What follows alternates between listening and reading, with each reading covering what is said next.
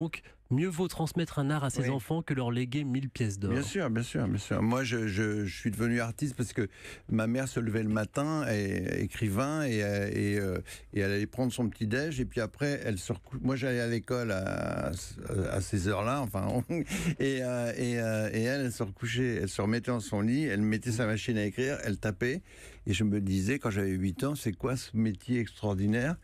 On se lève, on fait prend au son lit. petit déj et on se recouche. Et voilà. Et je me suis dit, je ferai ça plus tard, moi. Le problème, c'est que pour faire ça, on a besoin de quelques milliers de pièces d'or aussi. D'ailleurs, vous parlez de l'argent dans votre Non, livre. enfin, Votre premier salaire, ça vous a, Ah oui, oui, oui. ça vous a touché, Vous ça vous savez, a quand lancé. on devient professionnel de quoi que ce soit, quand on touche son premier salaire, sinon on est un amateur.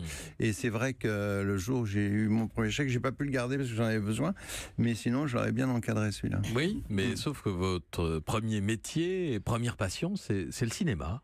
Exactement. Et Oui, pas, tout et à pas la fait. musique. Vous êtes technicien de cinéma.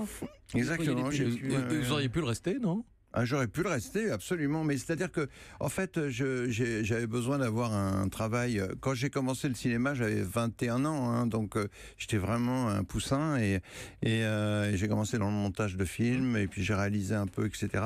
Et il se fait que je faisais de la musique aussi, j'adorais ça, mais je pensais pas être chanteur du tout, parce que à l'époque, les chanteurs, enfin, j'écoutais que de la musique anglo-saxonne, comme beaucoup de jeunes aujourd'hui, et j'ai été obnubilé par Presley, par Beatles, par Rolling Stone. Enfin, il y avait tellement de gens exceptionnels dans la musique anglo-saxonne.